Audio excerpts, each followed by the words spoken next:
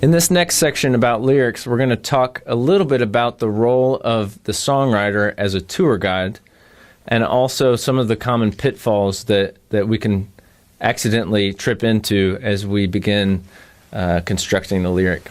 So first of all, let's talk a little bit about the songwriter having the ability to basically take the listener on a journey, whether that is through a story or just describing a scene or a circumstance that the song takes place in, or an emotion that the song is revolving around. So we have the ability as songwriters to provide the necessary information that the listener needs to know and control the way they receive that information. So in general, I like to think of it as I am almost telling a joke where I am setting up the punchline being the heart or emotion that the song is sort of containing, and that as I start the first verse, I'm basically setting up the punchline. I'm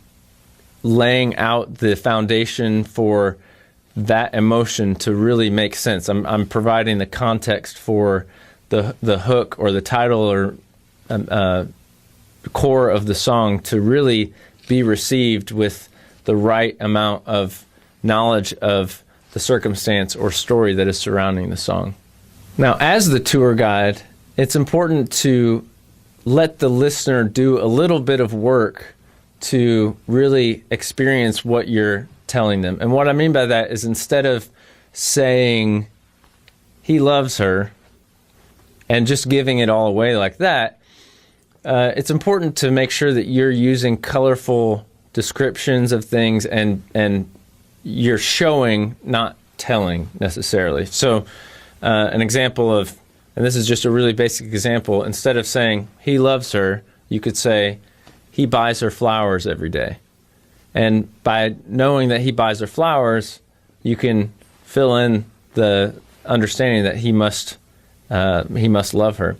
So one artist that I really think does a great job of kind of colorful, quirky lyrics is Train, and their song "Drops of Jupiter" is just full of really colorful lyrics, and I would absolutely go check them out. Now, there are some common pitfalls that we can easily slip into without being aware as we start writing some lyrics. And it kind of goes back to English 101. We need to make sure that the voice of the song, whether it's me or you or he or she, is consistent throughout. And we don't want to confuse the listener by including different, the general you and then the specific you and those kinds of things. That we just need to make sure everything agrees.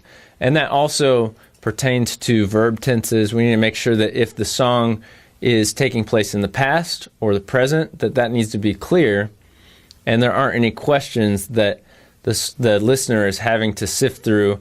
And the moment they start thinking about, wait, I thought this was taking place, I thought this was about her, or, as soon as they start thinking about the song instead of thinking in the song and just experiencing the song, it's sufficient to say that we've lost the listener at that point, because they're not quite necessarily going to be believing what they're hearing from there on out. So we need to be aware of the speed bumps that we can put in the songs on accident by just not making sure that everything is consistent.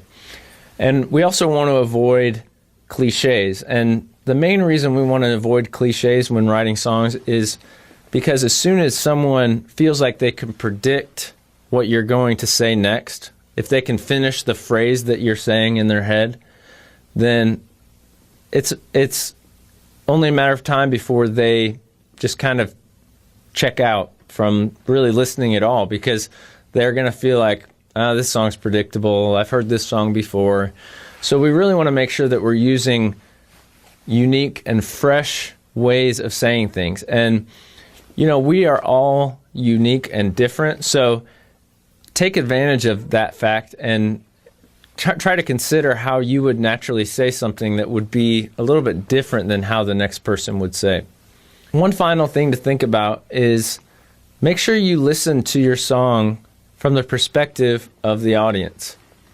And I say that because a lot of times it's easy to just write the song and we know the whole backstory and everything that went into writing the song, but again, the listener has never heard this song and maybe never heard the story or this circumstance that you're explaining in this song. So we want to make sure that they have all the necessary information at all the necessary times. So a lot of times by listening as an audience member, or even just by inviting a friend in to play the song for them, a lot of times you'll hear it in a different way when someone else is in the room, and you start to realize, oh, wow, I made an assumption that I shouldn't have made, and I need to make sure this is clear to the listener. So it's the same way if you're like the tour guide, and if you were trying to sell a house, you would probably